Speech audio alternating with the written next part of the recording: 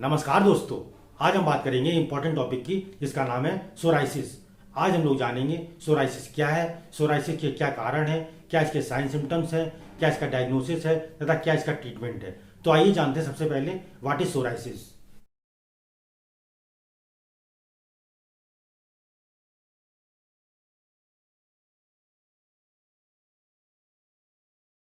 Psoriasis एक skin disease है। ये एक क्रोनिक इन्फ्लामेशन होता है हमारी स्किन का।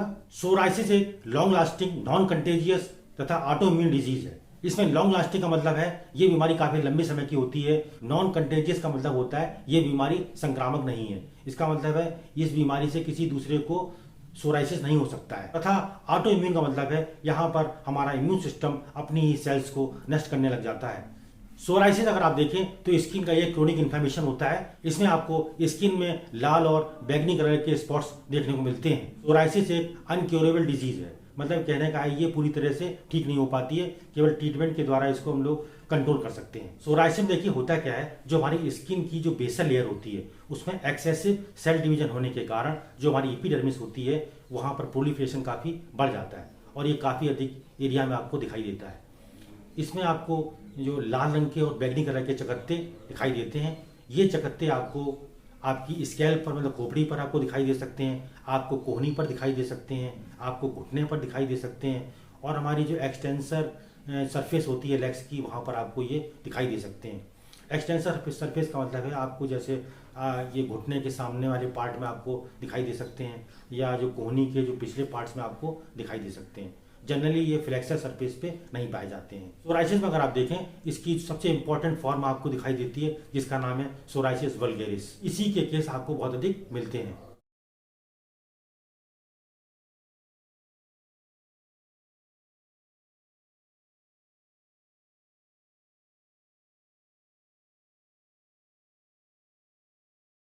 अब हम बात करते हैं कॉजेज ऑफ सोराइसिस की। अगर सोराइसिस की कॉजेज की बात करें तो आज तक इसका एग्जैक्ट कॉज पता नहीं चल पाया है। ऑटो इम्यून डिसऑर्डर होने के कारण इसका कोई एग्जैक्ट कॉज नहीं है।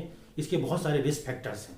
जैसे हमारा पहला रिस्क फैक्टर है फैमिली हिस्ट्री। यदि किसी की फैमिली में सोराइसिस है तो उस पेशेंट को सोराइसिस हो सकता है। सोराइसिस जेनेटिक भी होता है। यदि किसी पेशेंट के मदर फादर के उसमें रहा हो तो उस कंडीशन में भी पेशेंट को सोराइसिस हो सकता है। Psoriasis beta haemolytic streptococcal throat infection के द्वारा भी हो सकता है। यदि किसी पेशेंट को एचआईवी इन्फेक्शन है उस कंडीशन में भी सोराइसिस हो सकती है।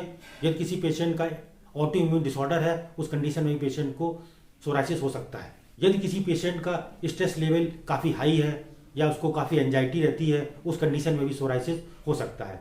यदि कोई पेशेंट बहुत ज़्यादा स्मोकिंग करता है उस कंडीशन में भी सोराइसिस होने के चांसेस काफ़ी अधिक होते हैं। यदि किसी पेशेंट को स्किन में इंजरी हो गई हो, स्किन में स्क्रैचेज आ गए हों या कहीं पर स्किन में कट लग गया हो या कोई सर्जिकल वुंड हो गया हो वहाँ पर भी सोराइसिस होने के चांसेस हो सकते हैं। यदि कोई पेशेंट बहुत ज़्यादा अल्कोहल का सेवन करता है उस कंडीशन में भी सोराइसिस हो सकता है। कुछ मेडिसिन के साइड इफेक्ट के कारण भी सोराइसिस हो सकता है, जैसे एंटी मलेरिया ड्रग्स लेने के कारण या लिथियम ड्रग्स लेने के कारण या बीटा ब्लॉकर दवाओं लेने के कारण भी सोराइसिस हो सकता है।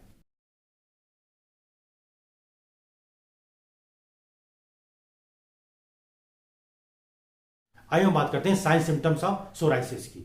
सोराइसिस में आपको निम्न साइन सिम्टम देखने को मिलते हैं। सबसे पहला साइन सिम्टम हमारा है पेशेंट को काफ़ी खुजली महसूस होती है। दूसरा साइन सिम्टम है पेशेंट को खोपड़ी पर, आपकी कोहनी पर, आपके घुटने पर और जितने भी हमारी एक्सटेंसर सरफेस हैं आपके लेग्स की वहाँ पर आपको जो है लाल लाल रंग के चकत्ते या बैगनी कलर चकत्ते आपको देखने को मिलते हैं। जनरली इसमें जो लीशंस हो जाते हैं वो काफ़ी ड्राई होते हैं। पेशेंट को काफ़ी एंजाइटी फील होती है, पेशेंट को काफ़ी स्ट्रेस फील होता है। पेशेंट्स के जो नेल्स हैं वो नेल बेड से सेपरेट हो जाते हैं। कभी कभी सोराइसिस यदि खोपड़ी में बहुत अधिक मात्रा में होने पर हमारे हेयर का लॉस भी हो सकता है। पेशेंट को जॉइंट्स में इन्फ्लेमेशन हो सकता है या उसमें जॉइंट्स में काफ़ी पेन उसको फील होता है।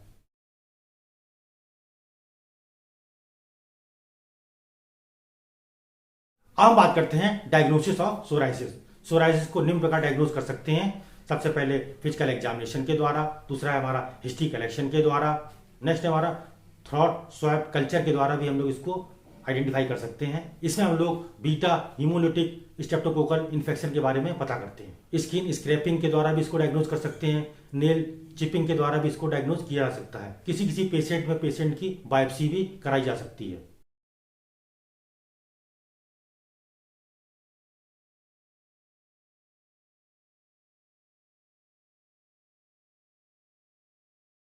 आइए हम बात करते हैं इसके ट्रीटमेंट की। सोराइसिस का ट्रीटमेंट उसकी सीवियरिटी के आधार पर किया जा सकता है। माइल्ड केसेस में टॉपिकल एजेंट्स यूज किए जाते हैं, मॉडरेट केसेस में फोटोथेरेपी द्वारा ट्रीटमेंट किया जाता है, और यदि सीवियर केस है उस कंडीशन में सिस्टेमिक एजेंट्स यूज किए जाते हैं। बात करते हैं टॉपिकल एजेंट के बारे में। टॉपिकल एजेंट हम लोग जो है कोलतार यूज कर सकते हैं, स्टेरॉइड्स क्रीम यूज की जा सकती हैं, विटामिन D3 क्रीम यूज कर सकते हैं। एक मेडिसिन है एंथ्रेलिन, वो भी इसमें दी जा सकती है। फोटोथेरेपी में जनरली हम लोग जो है अल्ट्रावायलेट रेज का यूज करते हैं। सोराइसिस में एक थेरेपी और यूज करते हैं, इसको इंटरलीजन इंजेक्शन कहते हैं।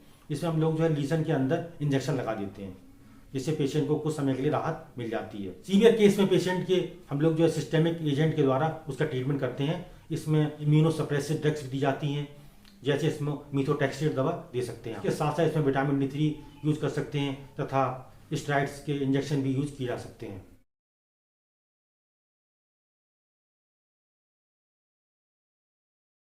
आइए हम बात करते हैं होम्योपैथिक ट्रीटमेंट की। सोराइसिस का होम्योपैथिक में बहुत अच्छा ट्रीटमेंट है। इसमें लक्षणों के आधार पर ट्रीटमेंट किया जाता है। इसमें बहुत सारी दवाएं हैं, जैसे आप पेशेंट को ग्रेफाइटिस दे सकते हैं, पेशेंट को आर्सेनिक एल्बम दे सकते हैं, पेशेंट को पेट्रोलियम दिया जा सकता है, पेशेंट को मीजेरियम दवा दे सकते हैं, पेशेंट को रस्टॉक्स दवा दी जा सकती है, पेशेंट को सल्फर दवा दे सकते हैं, पेशेंट को कैलकेरिया कार दवा दी जा सकती है, पेशेंट को स्टेपिसेग्रिया दवा दे सकते हैं। तो ये था हमारा छोटा सा टॉपिक सोराइसिस। आप हमारे चैनल को सब्सक्राइब कर सकते हैं, आप हमारे वीडियो को लाइक कर सकते हैं, आप हमारे वीडियो को शेयर कर सकते हैं। Thank you.